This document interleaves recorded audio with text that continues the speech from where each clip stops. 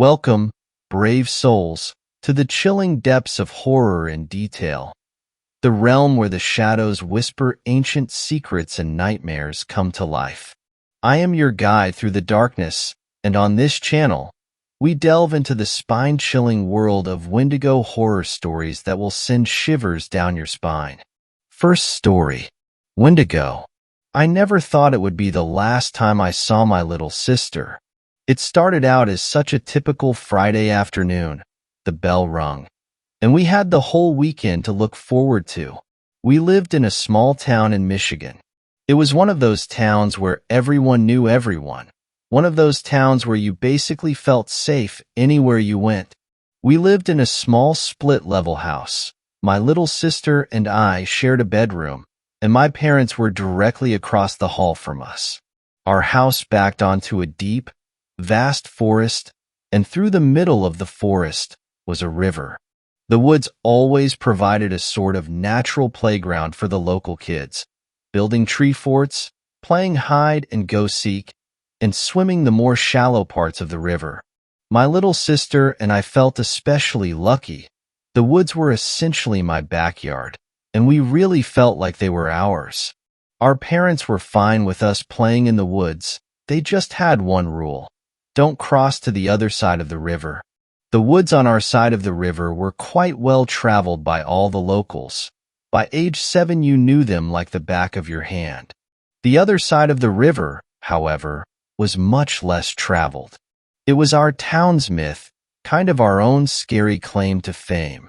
The Mi'kmaq tribe had largely settled the area around our town, so there were a lot of stories based on Native American culture. Everyone's favorite story was about the Wendigo. A Wendigo is a Native American legend, supposedly a half-man, half-beast type creature. The rumor is that during a harsh Michigan winter, a member of the Mi'kmaq tribe and his hunting partner got caught during a blizzard. The tribe member's partner died, and with no food, the tribe member was forced to eat him. Native Americans believe that Wendigos are born when a member of their tribe is forced to resort to cannibalism due to harsh conditions, such as weather or a famine. And so, legend was born, and people began to believe that a Wendigo hunted for more flesh in our woods. Everyone from here has a story that they would be having a campfire in the woods, and all of a sudden a deep resonating roar would sound out through the forest. The belief around here was that the Wendigo would not hunt for you. So long as you stayed on our side of the river, the rest of the woods beyond the river belonged to him. As per usual Friday ritual, my friends and I filled our backpacks with our swim trunks, snacks, soda, and other trinkets to spend the rest of the day playing in the woods. As we were leaving, my little sister came running out of the house. I was 13, and she was 9. She was begging me to come spend the day in the woods with my friends and I. Normally, I would say no, but it was such a beautiful day, and she really was not much of a hassle to have along. So I said yes. There were 4 of us, including my little sister and I. It was 3 in the afternoon at the beginning of June, so we knew we would have daylight for quite a while. Off we went into the woods, taking the same trail that we took every time. The trail led us straight to the river, where we would set up a little camp and spend the rest of the day playing and swimming. A few hours rolled by, and we were pretty tired. There was not much left to do, so I suggested that we pack up and head home. Now, 13 can be quite a rebellious age, the age where you start to disobey your parents, maybe act out in school here and there, try a cigarette, pretty typical teenage behavior. "Let's cross to the other side of the river," one of my friends exclaimed. In my head, I knew this was a terrible idea. Growing up here, you barely have any rules to follow. Not going to the other side of the river was an explicit one, however. "Yeah, I've always wanted to do that," my other friend said in agreement. In my head, I knew this was a bad idea, but I also did not want to seem like a chicken in front of my friends. "Well, okay," I said cautiously. My little sister looked at me, Her big blue eyes were full of fear. I reassured her, telling her that nothing bad would happen. And so, we began to walk to the point in the river where it was shallow enough to walk across. We arrived, and I will be honest, the other side of the river looked like an entirely different world. It was darker. It honestly just had this entire unfriendly vibe to it. I brushed it off that it was all in my head.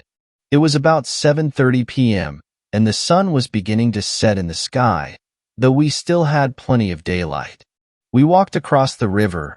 It was about ankle deep at this point, and the water was frigid here, a lot colder than it was where we were swimming. I put my foot down on the other side of the river. For the first time in my entire life, I had done what so many people who grew up here feared to do. Just standing there felt uneasy. It really felt like we did not belong there. But at the same time, there was that feeling of adrenaline pumping through my body, and it carried me as we began walking deeper into the woods. My little sister was attached to my hip. I felt bad. She truly had no interest in being here, but also wanted to appear brave in front of my friends. As we got deeper into the woods, the feeling of dread increased. The weird part is, it was not what I could hear. It's what I could not hear. There was not a sound, not a cricket, not a bird, not even the river. It was silent, deadly silent. The trees seemed so much thicker in this part of the woods. Not as much sunlight came through, so it was definitely darker, not just my imagination. Crack we heard in the distance. Everyone gasped. I cannot reiterate enough that it was silent. There was not a single noise coming from anywhere, but then to hear that distinct crack, it made my heart skip a beat. Probably just a deer. There's tons of them in the woods, one of my friends stated. At this point, I wanted to turn back, but for some reason we just kept going. The stories were echoing through my head about the Wendigo, about how foolish people over the years had dared to cross over to this side of the river, and how they were never seen again. As we continued to explore the uncharted part of the woods, another crack this time came from behind us. That one really startled everyone. We had all decided that it was time to head back. It was really starting to get dark. There was just one problem. This side of the woods was unfamiliar to us, and we were lost. My little sister began to cry upon realizing this, and while I was doing my best to settle her down, she was really scared, and I have to admit that I was too. The minimal light that was previously coming down from between the thick trees was now beginning to fade as the sun began to set. The darkness was becoming even darker, and we had not even thought to bring flashlights. The thought of Wendigo ran through my head time and time again, each time sending a sickening chill down my spine. We tried everything we could to find our way back to the shallow spot of the river, but it was to no avail. We could not even find the river to begin with. Crack we heard again from behind us, then a low rumble that resonated through the trees. Whoosh, a gust of wind hit us from the side, knocking me back and knocking my little sister over. The rumble got louder, growing into more of a roar. "It's a bear!" screamed one of my friends. Whoosh, another gust of wind hit us, this time from behind. Crack. Whoosh, this time it hit us in the front, knocking all of us over. "Run!" I bellowed, and we all ran, leaving our backpacks behind. I had my little sister's hand in mine, essentially dragging her through the dirt and leaves on the ground of the forest. I could definitely hear something running. Fast footsteps. They would be behind us, then beside us, then gone. "It's the river!" screamed one of my friends. We all stopped as we approached the river's edge. It was too dark to tell if it was shallow or deep at this point. The roar returned, this time coming from behind us, and it was close. "We have to jump in," I said. And oh, my two friends and my little sister screamed simultaneously. Fast footsteps approached, a low growl, and multiple cracks as the predator approached us. Now! I screamed, and in we jumped. The last thing I heard before my head sunk under the water was a roar. Inhuman, and nothing like an animal could produce. I knew what had just chased us, and I know how good of a hunter it is. My question to myself was why, and how are we still alive? The water was pitch black, and it was deep. We were all strong swimmers, and managed to find our way to the other side of the river, our side of the river. Even in the dark, we were able to navigate this side of the river and find our way back to the trail that led to my house. The whole walk back, all I could think about how was if Wendigo wanted us dead. We would be dead. Every legend about it speaks about how it is the best hunter, and how once it tracks you, you are dead. We arrived back at my house to some very angry parents, scolding us. We all explained how we had just lost track of time, having too much fun playing in the woods. They bought all of our explanations. No way were we going to mention the fact that we went exactly where we had been told not to go our entire lives. I prepared myself for bed and went to lie down in my bed. It was hot this time of year, so my window was open. It was letting in a gentle breeze that felt quite nice, so I decided to just leave it open. As I lie there, I hear the sound of the quick footsteps again, accompanied by the low rumbling. My palms began to sweat. My heart dropped into my stomach. Had Wendigo tracked us back to our house? As slowly as possible, I turned the lever and closed my window, doing my best not to make a sound. My little sister was asleep on the bed parallel to mine, and I did not want her to hear any of this. I shut the window and flipped the latch to lock it. My parents were asleep. My little sister was asleep. I was the only one awake for this. I lay under my covers, noticing every little sound my old house made. And then I heard it. The kitchen door was opening. It makes a distinct squeak when it opens. I began to shake. Wendigo had come. I could hear it moving about our basement, knocking a glass over, opening cupboards. The sound of fast footsteps below me. The fast footsteps became louder as Wendigo made its way up our staircase and to my bedroom door. The knob turned, and Wendigo was inside my bedroom. I shook violently, my hands clammy, my stomach sick. I hid under my covers as I listened to the low rumble grow louder and louder with each footstep it took in my room. And then whoosh, the same sound it had made as it hunted us in the woods. The rumbling had stopped, and the fast footsteps were gone. Wendigo too was gone as I emerged from under my covers. But where did it go? The sun shined brightly into my room the next morning, and I hopped out of bed. I went downstairs to find my parents sitting in the kitchen, my dad reading the newspaper and drinking coffee, my mom frying bacon for breakfast. "Morning, champ. You must have slept well after your big day yesterday," my dad said. He was right. It was 11 a.m., and I rarely sleep past 9:30. "The same for your sister," my mom said. "Why don't you go wake her up, champ?" my dad said. I immediately ran upstairs to our room, and to this day, it is still the most horrific sight that I have ever laid eyes upon. My little sister's bed was empty. "Emoam, Dad, come quick," I cried out. They both ran upstairs. "Oh my God, where is she?" my mom said. She was already beginning to cry. We looked everywhere. She was not in the house. My parents looked outside, and within an hour, a search party had formed. They searched the woods top to bottom, but she was nowhere to be found. My parents believed that she had wandered off to the woods in the morning, fell in the lake, and drowned. But I knew why they could not find her. I knew why they would never find her. They were looking in the wrong side of the woods. Second story. I deliver mail to cryptids.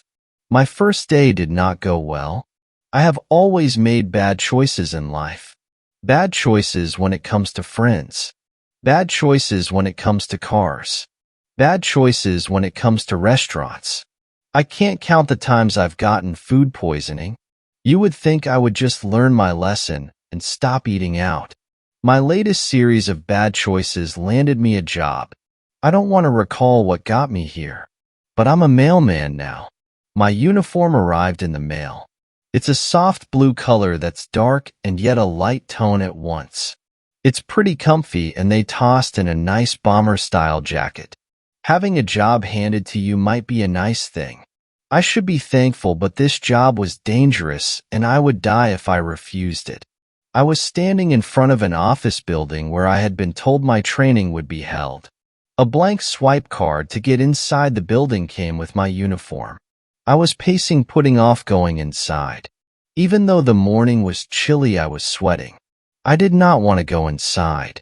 I did not want to start this job, though I feared what would happen to me if I ditched. Gathering all my courage, I swiped the card and went through the now unlocked door. Regret filled my chest when the door closed, locking behind me. The room I was standing inside was pretty bare. Off-white walls and off-white carpet. Fluorescent lights hummed away above. The room was empty aside from a woman sitting at a fold-out table. She didn't even look up to greet me. She just kept her eyes glued to a magazine she flipped through, looking very bored. I walked up to her, sweat still sticking my shirt to my back. She still didn't look at me. Instead, she sat, chin in her hand, snapping at her gum. I started, then found it suddenly impossible to speak. Her eyes darted up at me, and I took a step back in spite of myself.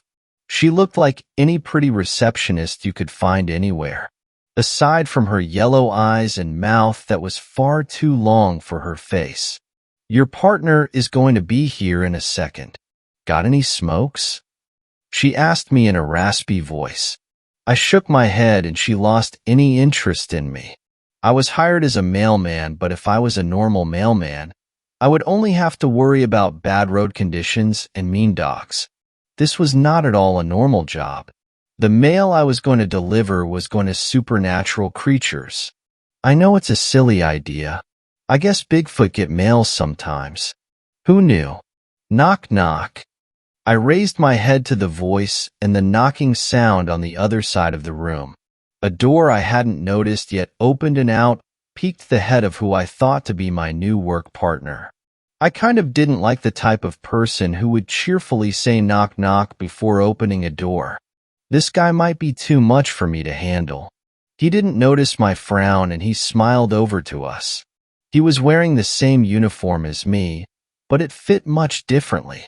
He was at least 7 feet tall and built like a tank. He covered the distance to us quickly, taking my hand into both of his in an excited shake. His kind, smiling face did not at all match the intimidating body of his. While he shook my hand, I could not take my eyes off the top of his head. I had to strain my neck to see, but my mind refused to process it. This big, strong man had dog ears. Fluffy, sandy brown dog ears standing up on the top of his head. Scruffy hair covered when normal human ears should be. I finally tore my eyes away to notice other details about him. The mental shock of seeing such cute ears on a tall, buff man made me not notice his legs. His uniform pants had been rolled up to the knees to accommodate dog-shaped legs. They were covered in the same sandy brown fur of his ears. His paws had claws that looked big and sharp enough to cut bricks in half, so not as cute as his ears. His teeth also looked terribly sharp. His hands were human enough, but his nails ended in claws. He was being very careful not to nick me during our handshake. I knew my new coworker wasn't going to be human, but I wasn't expecting, well, this. You're a dog? I asked, not being able to stop myself. What's a dog? His smile never faded, and he looked so honest in his question I almost laughed. The woman snapped her gums so loudly it made it both of us look at her, then get down to business. Or at least try to. I'm Dash. My partner said his name, but because he wasn't human, his name was not meant for humans to say. It sounded like a garble of growls, and after a few minutes of me trying to repeat it, we realized it just wasn't possible. Rufus, the woman said, not looking up at us. Oh, right. My human name is Rufus. You're Toby, right? I'm glad to be working with you, Rufus said with a big smile. If his teeth weren't so sharp, it would be a nice expression. His type is the one of only kind that is all right working with humans. Here, you need to deliver this letter to Mr. Chatter. As she spoke, she took a red envelope from under her magazine for Rufus to take. The tall man thanked her and safely tucked the envelope away into his jacket. He was ready to go. I wasn't. I was still a little confused about the whole thing. Rufus noticed my expression and smiled again, trying to look friendly. We are going through the maze today, he started. The maze? I asked slowly. To get ready for my odd job, I had spent the last week reading up on cryptids, supernatural things, and any other kind of information along those lines. I didn't believe in most of it, but with a dog man in front of me, I should really start reconsidering what I believed. In those hours of looking, I didn't come across anything called the maze before. How to describe it? It's a lot of the same rooms. It has 2 floors, so to speak. The light floor that is just a bunch of rooms and hallways, and the dark second floor. I think different versions of this place appear for different people, but we're going to an easy, safer version of it. We'll be sticking to the first floor. Because you are human, the maze may be tough on you. Your uniform protects you from most things. The monsters on the first floor won't attack you, or really be able to see you. Mr. Chatter is on the first floor. He might look scary, but is a really friendly. Oh, right, you're human, so maybe not. Anyway, what I'm trying to say is you shouldn't worry because we're mailmen. The whole "don't shoot the messenger" applies to us.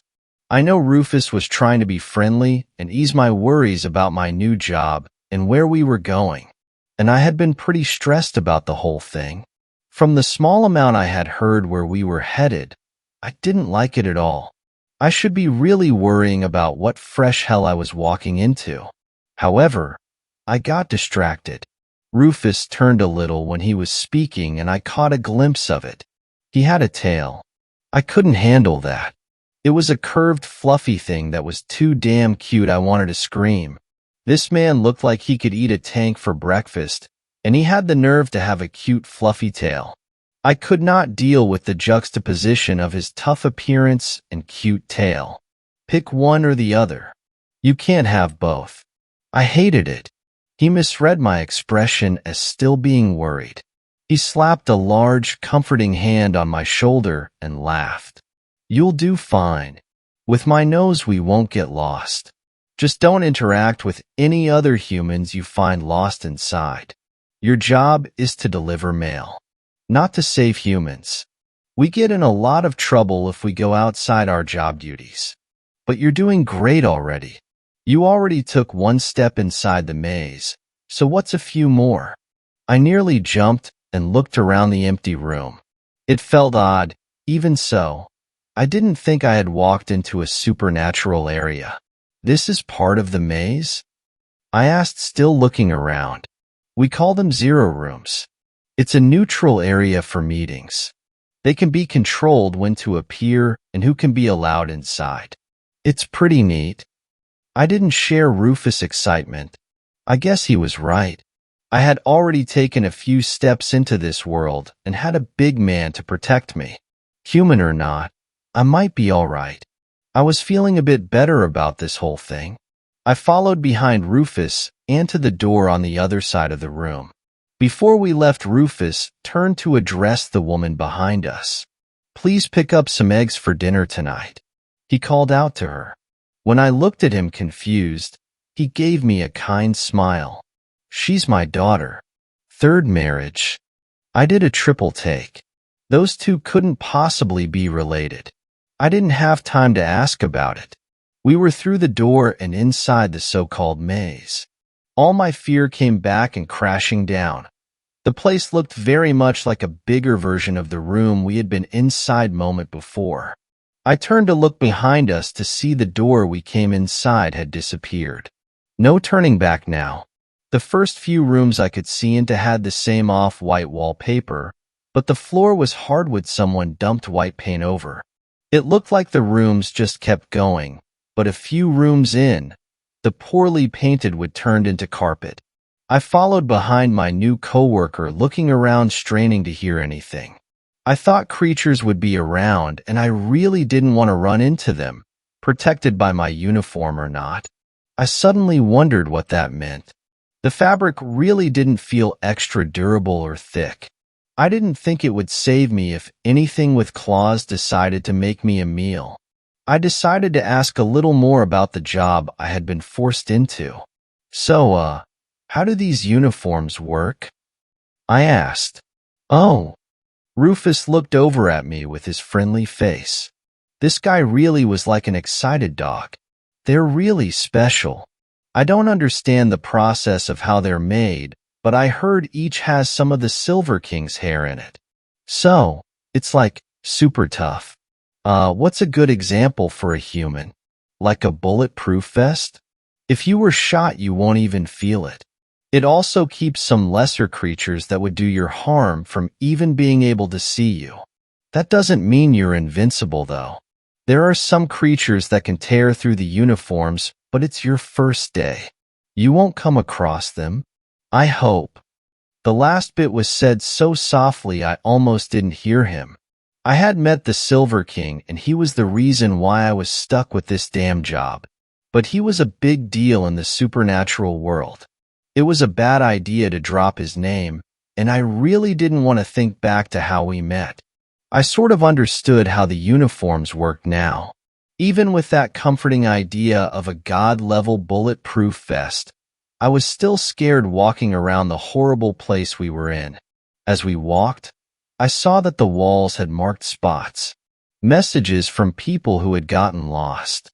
They used whatever they could to write them, from what I guessed was nail polish to scratching away at the wallpaper.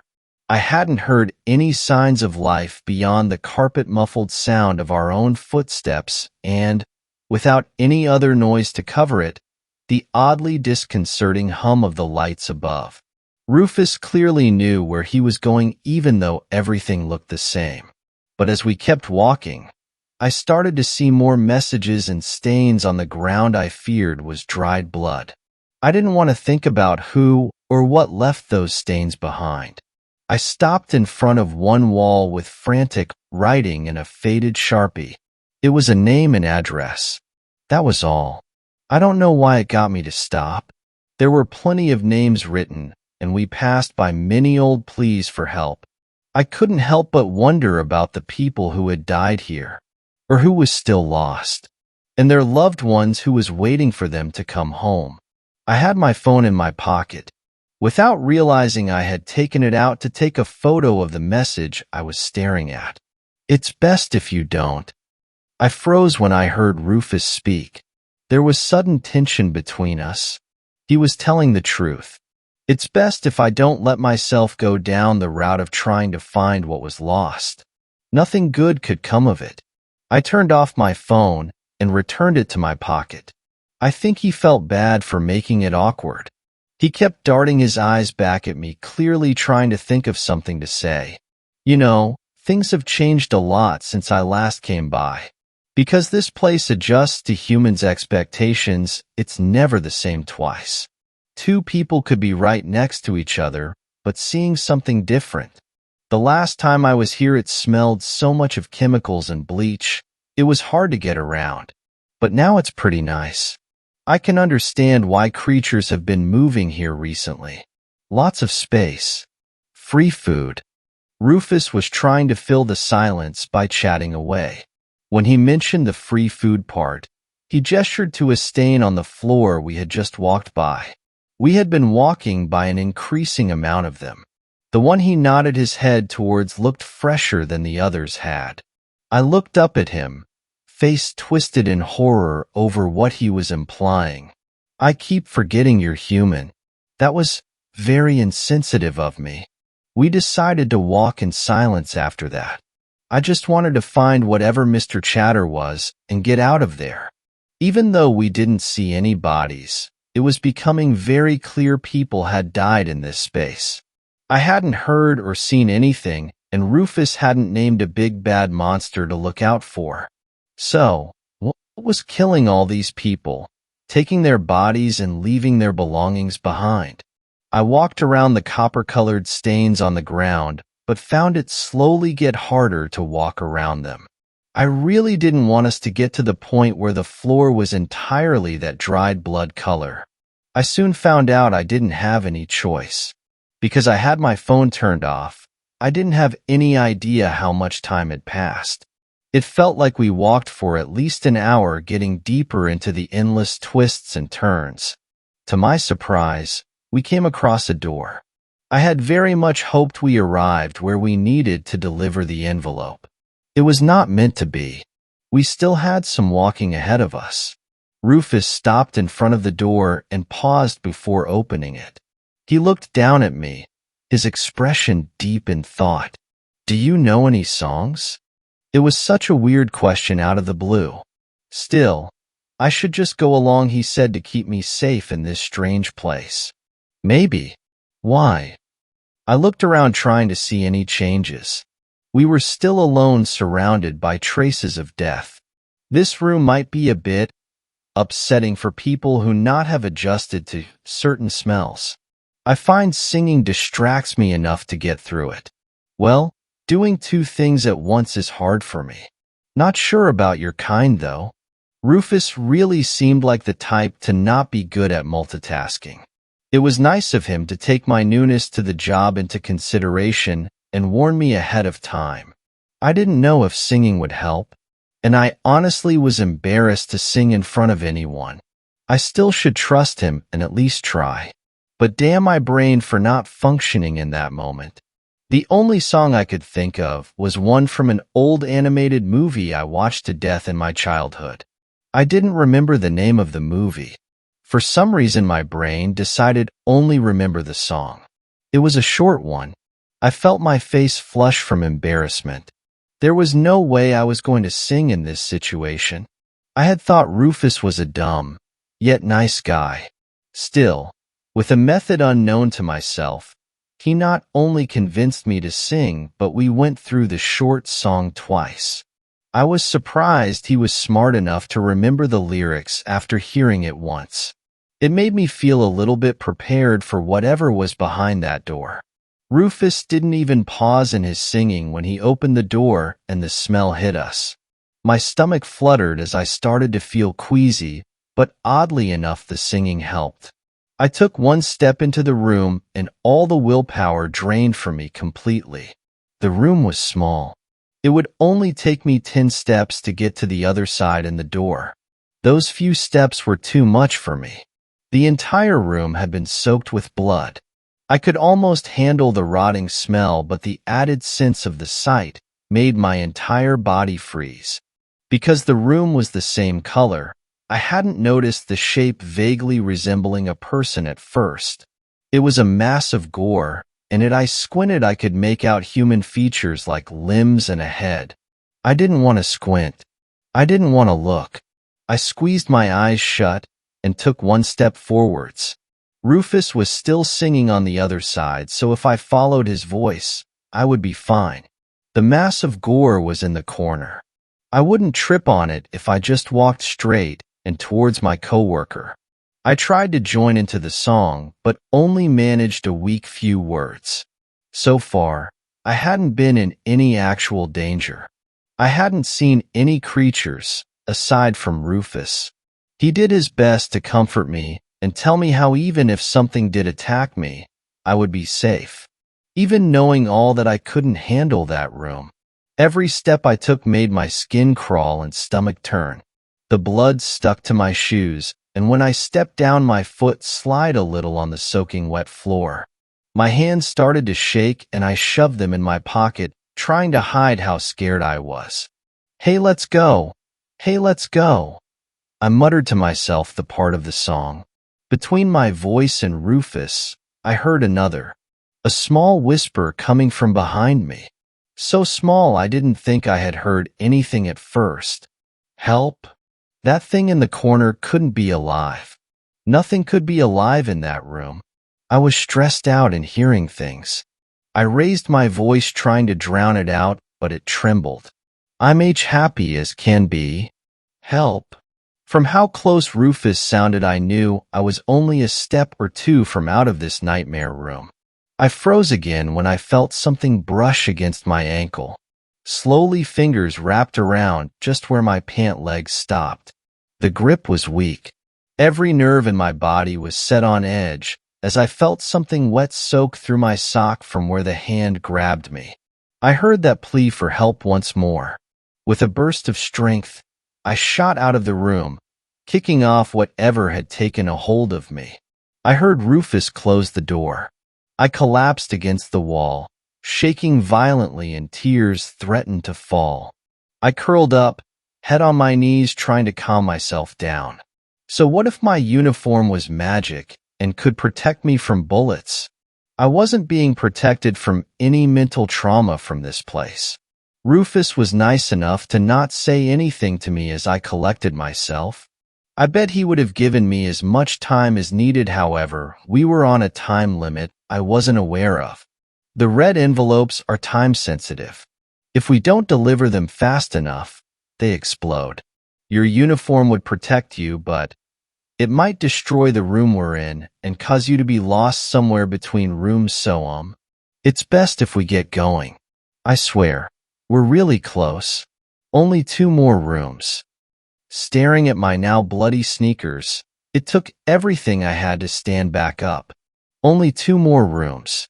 I had to do this to get the hell out of there. To my surprise, I found our surroundings back to normal. Well, as normal as this place gets.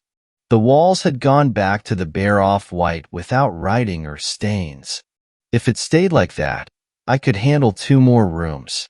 True to his word, we passed through 2 more hallways and into the last room. It looked all the same to me. I was glad to have him as my guide, and in that moment wondered why I was even with him. I mean, Rufus clearly could do this on his own. Maybe this was my shadowing training day? Some places did make you just watch someone for the day. It was the only thing I could think of. Mr. Chatters should be behind that door. Just knock and he'll show up. Rufus told me when he had entered the last room. It was a dead end, and the first dead end I had seen in this place. On one wall had a drawn outline of a door, but no real way out. Even though we were so close to the end, anything Rufus was saying had been lost to me because I had seen her. A little girl no older than 10 frantically struggling to free her leg that had phased through the floor. She was dirty and looked like she had been stuck here for a long time. The poor thing looked scared to death. She was struggling so hard and bending her leg in a way that looked painful. It gave a little bit of give. I thought if she had a little bit more strength, she could pull herself free. Rufus saw me looking at her, and he smiled. She's stuck between floors. She's actually on floor 2, but with her legs stuck here it looks like she's on this floor. Pretty neat, huh? This place works in such weird ways. Anyway, let's dash. I didn't let him finish. I just couldn't leave her. I ran forwards and wrapped my arms around her to try and pull her free. The moment I took a hold of her, my surroundings changed. I was no longer in the dull yet safe area, but inside a place so dark I could only see because of a lit road flare burning away a few feet from us. The poor girl was screaming, trying to get me off of her.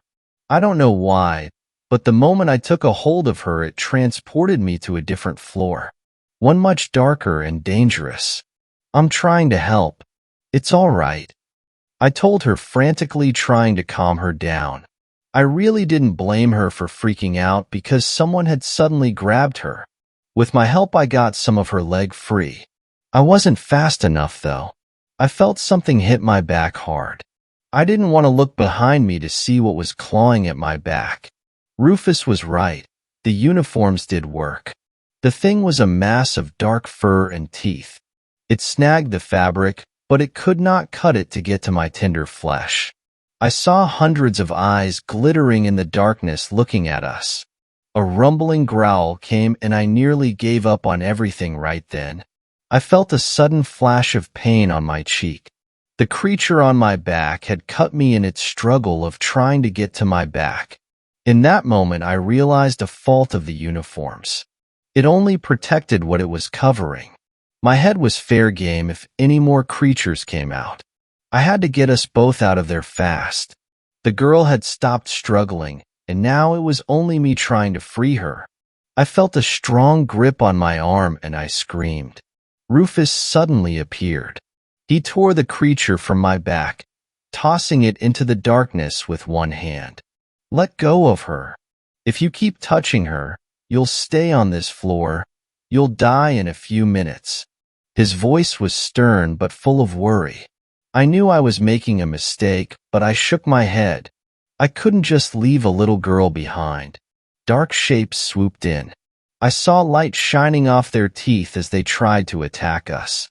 Rufus was able to swat them away, but his hands were getting cut from the sharp claws. He easily could have pulled me from the girl. Instead of forcing me, he wanted me to make the right choice. He was such a kind person trying to talk me down from a mistake. You need to let her go. She's already dead. That couldn't be true. She had been moving a few seconds before. If I could pull her free, we could get her out of there. My eyes became unfocused and filled with tears. I could only see the girl's limp arms dangling and a sparkling bracelet reflecting off the road flare. A sound made me jerk my head up. A grunting roar cut through the darkness. Rufus reacted to it by kicking his leg into the dark while holding onto my arm. I couldn't see what his leg contacted into. I only heard a horrible crunching, ripping sound as I watched in horror as his leg kept moving, now missing everything below the knee.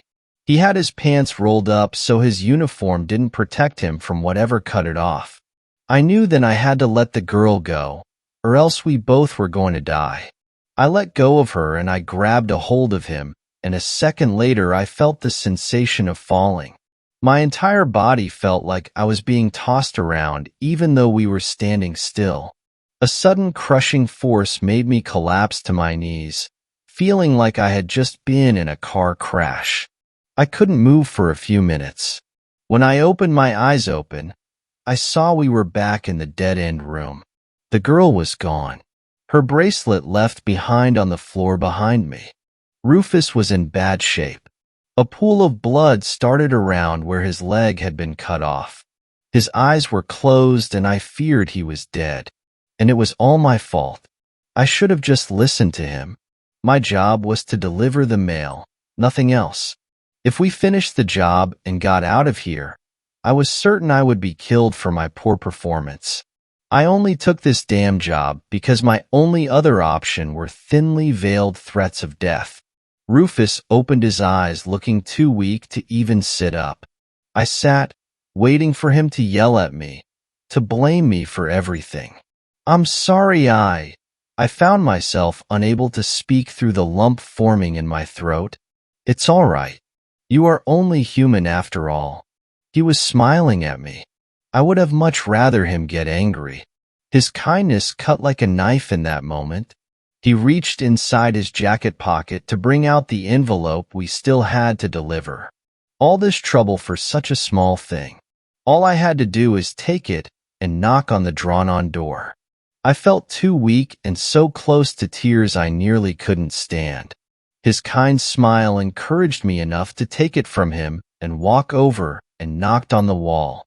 I took a few steps back after I did, terrified over what would happen. After I knocked, the fake door turned into a real one. I swung open in its own, a pitch-black room beyond. I clutched the envelope in front of me, staring into the darkness, waiting. As seconds slowly crept past, I started to hear a faint sound. a chattering, clicking noise that seemed like it was getting closer. I took another step back. Suddenly, the entire door was filled by a massive face, slamming against it so hard it cracked the frame around it. I tripped over my own feet, screaming and falling hard on my ass. Somehow, I kept the envelope in my hand. My throat closed because I was so scared. I couldn't make another noise. I couldn't move. I only sat with that thing in front of me. It was a human-looking face, so large it took up the entire door. The chattering sound was coming from its mouth opening and snapping shut at a frightening speed. For a moment, I almost started to chatter my teeth together with it. It kept pressing, trying to fit its face through, trying to get to me. Teeth noisily coming towards me inch by inch. I don't know where I got the courage from. I stood up, legs shaking. Slowly, I took a few careful steps closer. The nose was rattling me down to my bones. I held out the envelope as far away from my body as I could muster. I closed my eyes, unable to handle seeing such a creature. Both of us inched closer to each other until finally its massive set of teeth closed over the corner of the envelope and stopped. The silence made me open my eyes. The creature known as Mr. Chatter had finally stopped snapping its mouth. Slowly, the red envelope started to burn away. When it was nothing but ash on the ground, the creature opened its mouth again, but this time to give out a bellowing, awful laugh. And for a lack of a better way to put it, the entire head collapsed in on itself. The mass sucked into a pinpoint in space so quickly that in a blink of an eye it was gone. The door slammed shut, disappearing, so it was just a plain wall again. I had finished the job, even if I had no idea what the hell just happened. A small click made me jump. With relief, I saw another door had appeared, this one with a place to swipe my blank card I had received. I knew this was an opening to a zero room and they way out. The problem was dragging Rufus with me. I couldn't support his weight, and he couldn't walk. I turned to look where I had left him, only to see something else in his place. A dog stood on 3 legs looking at me. He wore the same jacket Rufus had on, and he had 2 light spots in his fur that looked very similar to what Rufus's eyebrows looked like. He was that Shiba Inu breed everyone online loved. Well, that solved that problem. I knew he could walk out on 3 legs, but I picked up the dog and pressed my face in its soft fur, tears threatening to overtake me. "I'm sorry," I told him again, truly meaning it. I only got a bark as a reply.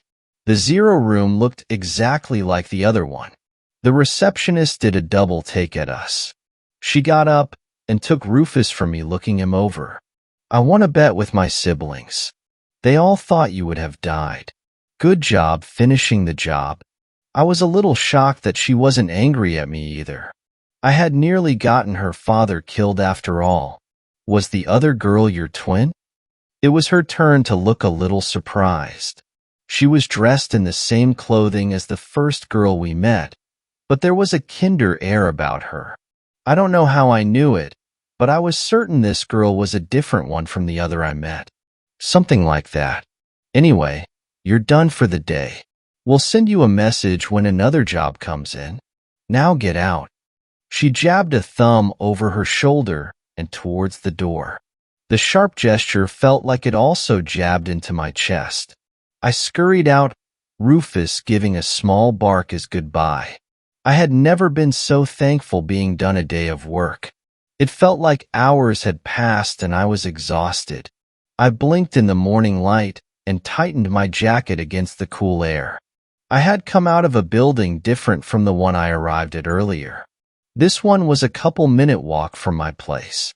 I took my phone out to check what day it was, only to my confusion saw I had only been gone for 2 minutes. Everything that had happened only took 2 minutes real-world time.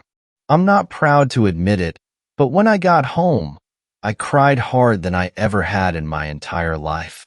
I don't think I'm the only one who has cried like that after their first day of work.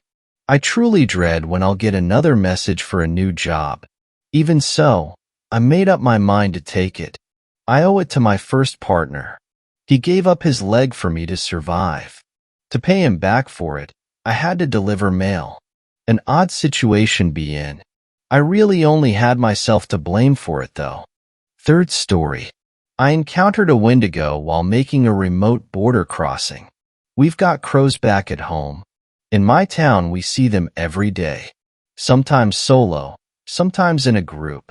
I am well aware that a group of crows is referred to as a murder, but despite this ominous label, they're pretty shy and generally fly away at the first sign of danger. But the pair of big black birds circling the point across the lake were something else entirely. I know that around the Canadian border ravens become more common than crows, and this is what I suppose they were. But these were really big, too big, possibly bigger than an eagle. And as they circled the point, the calls they made were unnerving. Nothing like the caw of a crow. The sounds were screeching, drawn-out croaks, as though to make sure that every creature on the lake was aware of their presence. I kept quiet from my vantage point 200 yards across the bay, and the travelers I had in my charge knew enough to keep still and silent. We were 3/4 done with our journey that had begun at a clandestine location outside of Atikokan. I never thought I could become a smuggler, but here I was, tucked under ancient white pines with a man and woman who were essentially strangers to me. They watched the huge birds with me, whispering back and forth in their native language. I don't know what they were saying, but the look in their eyes showed their fear. And these people have seen things in their homeland bad enough for them to leave with nothing more than a few possessions, and then give all of their money to a stranger who arranged for me to take them through the wilderness to cross the most remote section of the largest unguarded border in the world. Traveling by canoe along a route that my ancestors have traveled since long before there was a border, we had crossed the imaginary line last night, and by this time tomorrow I planned to load them into a van that would be waiting at a trailhead near Ely. This was where we would part ways. For now, we were preparing to break camp at a campsite known only to me. I carved it out of the timber a few years ago, and it is able to conceal not only a tent but a canoe as well.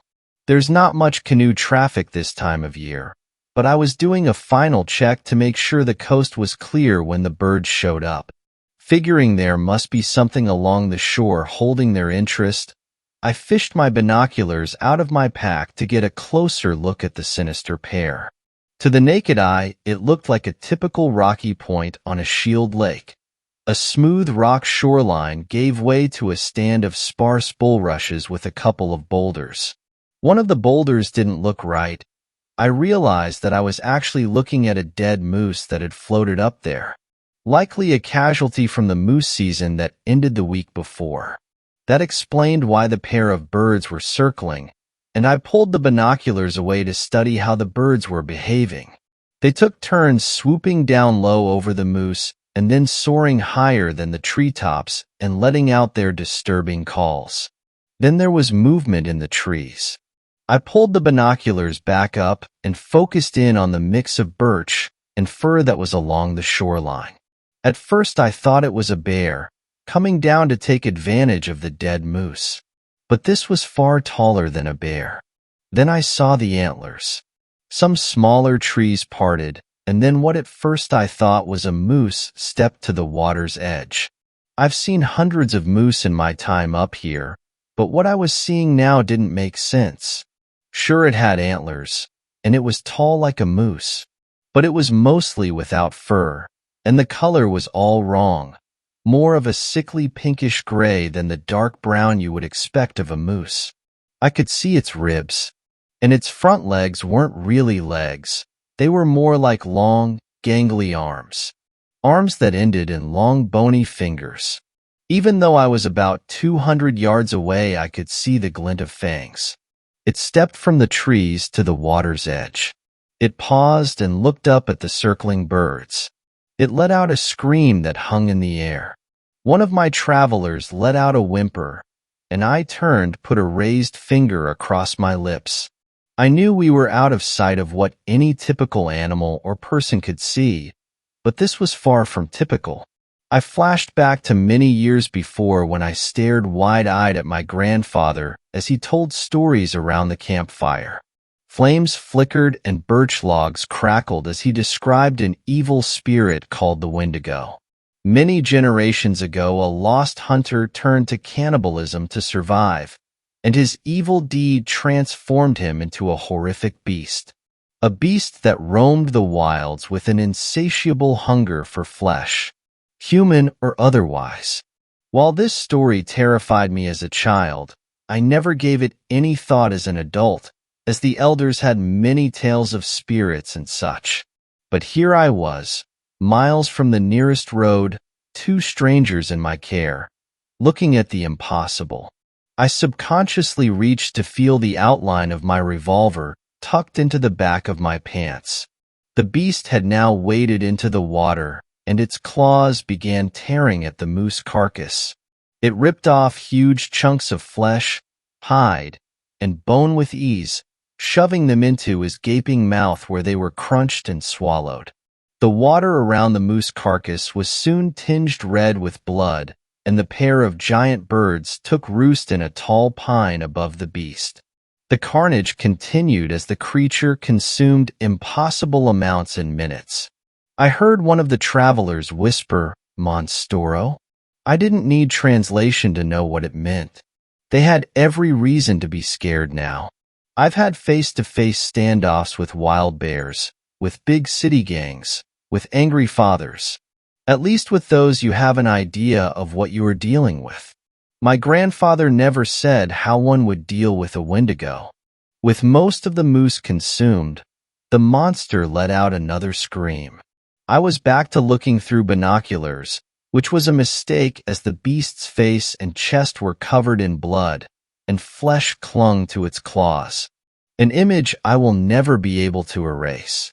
Despite having consumed the better part of an adult moose, it was still gaunt in appearance. It took a last look around, and I stopped breathing when its gaze seemed to focus on our location for a moment. It slowly turned towards shore, and then disappeared into the brush. This cued the blackbirds to come down for what was left. One bird rested on the moose's hindquarter and picked away at intestines. The other rested on the head and feasted on the eyes and torn open neck. After a few minutes, they flew up silently, circled over our location, and then headed in the general direction the Wendigo had gone. At least they went in the opposite direction we were headed. We sat in silence for a time. Then I pulled out a map. I showed the travelers where we were, where the Wendigo had gone, and where we needed to go to complete the journey. I showed them my gun, which I had kept hidden from them until now, hoping it would ease their fears. It didn't do much to ease my fears. It was a .357 revolver, enough to stop a bear, but what would it do to a Wendigo? I suspected there needed to be some version of a silver bullet to stop an evil spirit. I gestured to them to pack their belongings, which they did quickly and quietly. I calculated that if we traveled lightly and quickly, we could be out by nightfall. I decided to leave the tent and everything else not essential. We slid the canoe down the bank, climbed in, and pushed off. The woman sat on the floor in the middle. The man was at the bow. I paddled from the stern with intensity. We had about 10 miles to the end of the lake. At the end of the lake was a portage trail of about a half-mile that would bring us to the next lake. We had done a number of portages already on this trip, and after the morning's events, I was dreading having to be on foot. There was no other way out. A light wind was at our back, allowing for relatively quick travel. The man was paddling as best he could, but it was marginally helpful at best. The woman kept her head down and did not move. Usually on this kind of trip, I try to hug the shoreline to keep a low profile, but now we were tracking right down the middle of the lake. I was making a beeline for a height of land where I knew the portage was, and we continued along in silence. The paddle down the long lake was uneventful, and it was early afternoon when we reached the portage. Once ashore, we took a short break and ate some jerky, and then it was time to make the portage. It would be easier now since I had abandoned most of the gear. On earlier portages, I had the travelers hide out while I scouted ahead to make sure we would not meet anyone on the trail, but there was no time for that. I think they understood me as I tried to explain the importance of moving quickly and quietly. I pointed to the trail and then to the packs and paddles. They took the cue and I put the canoe up on my shoulders, and we plodded along through the forest. It took less than an hour to get to the next lake. There was a forest fire here several years before, and the charred remains of a few old-growth pine stood in stark contrast to the young aspen, birch, and spruce that had grown in the void left by the fire. This lake was smaller, with many bays and points, and we were soon back to making progress in the canoe. We came around a point midway down the lake. I looked to the end of the lake where we would find the next portage and stopped padding. Maybe 300 yards away was the remains of a burnt pine. Roosting in the tree were two birds. Big, black birds. The man in the bow saw them too, and muttered something to the woman. She looked up for the first time and stifled a scream. We had to go past them to get to the next portage, so I kept paddling down the middle, not taking my eyes off the birds. As we got closer, it was obvious they were watching us too, their heads pivoting as we passed them. I kept looking back over my shoulder at them, but they held their position. I didn't know what the presence of the birds on our route signified, but based on what I saw this morning, it couldn't be good. By the time we were at the end of lake where the next portage was, I could barely make out the tree anymore. I thought that perhaps we were in the clear, but then we all heard the unmistakable sound. The same sound we heard the birds making this morning. Even though they had to be over a mile away, there was no mistaking it. The long, drawn-out croaking continued for a minute, then it was silent again. I paddled towards shore so hard that the bow slid 2 feet onto the bank. "Go! Go! Go!" I yelled. The travelers seemed shocked at my yelling, as I had not said anything to them in the few days we had been together that wasn't a whisper. They both scrambled out of the canoe, grabbed the gear, and headed up the path. I again wrestled the canoe onto my shoulders and followed. We still had another lake to cross after this portage. Then it was down a creek to where we were to be picked up in a remote parking lot at the end of a forest road. We would be early, but maybe I could get a cell phone signal and get a call or text to the driver. Or maybe we could hitch a ride with a tourist. Any concerns of being intercepted by authorities has now taken a back seat to getting out of here and away from that thing that for all I knew was making its way south toward us. Since we were closer to an access point, this mile-long portage was well-traveled and we made good time. The first half was up a slight incline. Then it went down much more steeply to the next lake. We reached the top and paused for a quick rest. I set the canoe down to catch my breath. The crest of the trail allowed a good view of the valley ahead. It also allowed a good view of 2 huge, black birds that were circling above the treetops. The woman was not able to stifle her scream this time, and this prompted the birds to start up with their ominous calls. In the distance, we heard another sound. It was a scream that could have only come from the horror we had seen this morning. While I felt a certain amount of responsibility to the travelers, my concern for them was waning. "You better keep up," I yelled as hoisted the canoe back onto my shoulders. I headed down the steep trail as fast as I could, and I could hear the travelers behind me, stumbling, but not falling too far behind. With the canoe on my shoulders, I couldn't see if they were carrying the paddles. Didn't matter. I keep a spare strapped to the supports in the canoe. The steep path made a switchback and was able to see that the man was indeed carrying a paddle and pack. The woman was crying hysterically, carrying nothing. The path here was steep and rough, with many large rocks and roots creating potential tripping hazards. The birds were circling overhead us now, their croaks echoing off the hillside. We heard the distant scream again, although this time it didn't sound so distant. It was not possible for us to move any faster, but I took care to be sure-footed. I could see we were nearly to the bottom of the hill. Once there, it would be level ground to the next lake, which was now only a few hundred yards away. I made it to the bottom of the hill where the well-worn path went through a series of large roots and then turned to dirt. Once to the dirt, I flipped the canoe off my shoulders and let it land on the hull. The travelers were coming up 50 yards behind me. I grabbed the bow of the canoe and started dragging it, hoping the man would catch up and grab the stern. I started to yell at the couple to hurry, but I was interrupted by another scream from the beast. It was coming from our right, and I could now hear branches breaking and what sounded like breathing and snarling. There was no reason to think that the lake would offer refuge from this thing, but it seemed like a better option than facing it here on the path. The man was almost caught up to me, but he stopped to see where his partner was. She had tripped on a root and was now screaming, not sure if it was in pain or terror. Probably more terror, as the Wendigo had broken through the brush along the trail and was now 50 feet behind her. She looked back at it and let out what she meant to be a scream but came out as a yelp. The beast was on her in seconds, and it picked her up over its head and slammed her to the ground. The man dropped to his knees, watching in horror as his partner was torn apart and devoured. Wendy-eyed, I resumed dragging the canoe as fast as I could, not looking back. The beast let out another shriek. Then there was a scream that I presumed to be from the man. I tried not to think about the snapping and crunching sounds I could hear from behind me.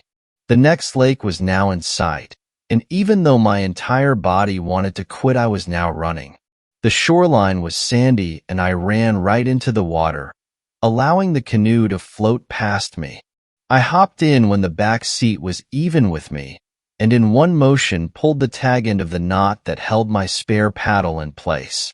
A few quick strokes and I was 20 yards from shore.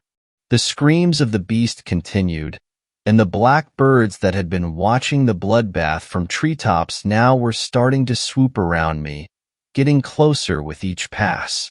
The Wendigo was now on the shoreline, and it let out the loudest scream of all.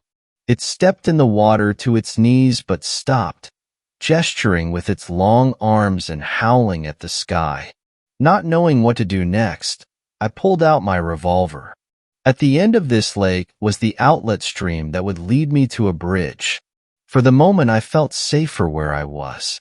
The birds were getting ever bolder, and I could feel the wind as one of them swooped in on me from behind my shoulder. It wheeled around over the bow and came right back at me. It reared back at arm's length with its wings spread and its talons coming right at my face. Taking advantage of a perfect opportunity, one pointed the gun barrel at the bird's center and pulled the trigger.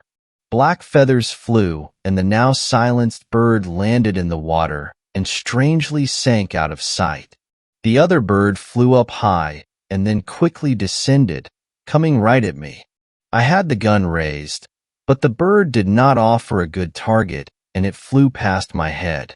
Sensing weakness, it circled around and attacked, pecking me on the back of the head with its massive beak. I had to be careful not to tip as I tried to fend it off with the paddle. More determined than ever, the bird came back at me. I fired twice, missing both times. With 3 rounds left in the gun, I knew I better choose my next shots carefully. The bird came from behind me again. This time it wheeled around quickly, planting its talons on my chest and pecking at my eyes. My attempts to fend it off with a fist were not successful, and it got a hold of my eyebrow. I could feel flesh pulling away from my skull, and I pointed the gun right at it, and even though I thought the barrel was pressed right into it, I still missed.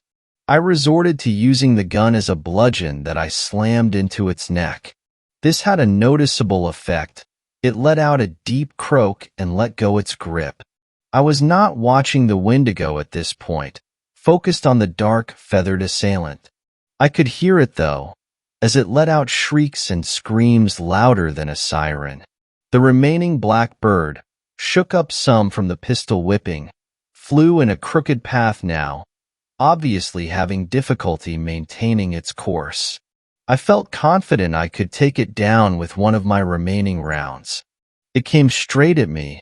I let it peck the top of my head as it went by. It circled around again, and once more I let it get me with a good peck to my temple. It made another loop around, and I was ready when it followed the same path of attack. It came right at me, and I was looking down the barrel right at the bird's head when I pulled the trigger. The raven's head disintegrated in a cloud of black feathers and blood, and the headless body landed at my feet, wings still flapping, talons still grasping. The shrieks of the Wendigo suddenly stopped. It stood motionless, staring out at the lake, not necessarily at me. I set the gun on the seat next to me. There was still one round left.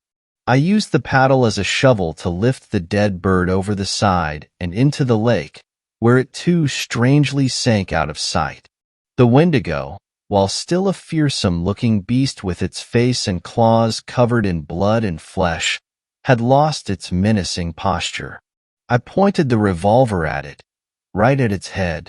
I was confident I could hit it, not confident that my one remaining bullet would kill it.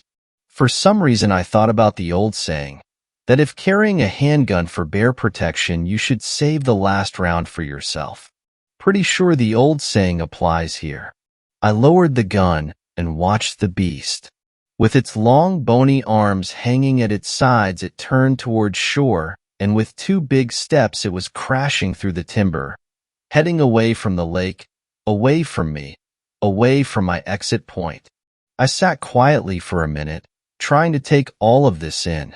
I could no longer hear the sounds of branches breaking. Was the Wendigo gone? Apparently they can't, or won't swim. The ravens must act as seers or scouts for the Wendigo. Once they were eliminated, it was like a switch was flipped. I thought about the hapless travelers. I knew it was pointless to go back to where I had last seen them. What would happen to me when I left the lake? It was now late in the afternoon. I slid the revolver with its one bullet into the back of my jeans, picked up the paddle, and headed for the outlet creek.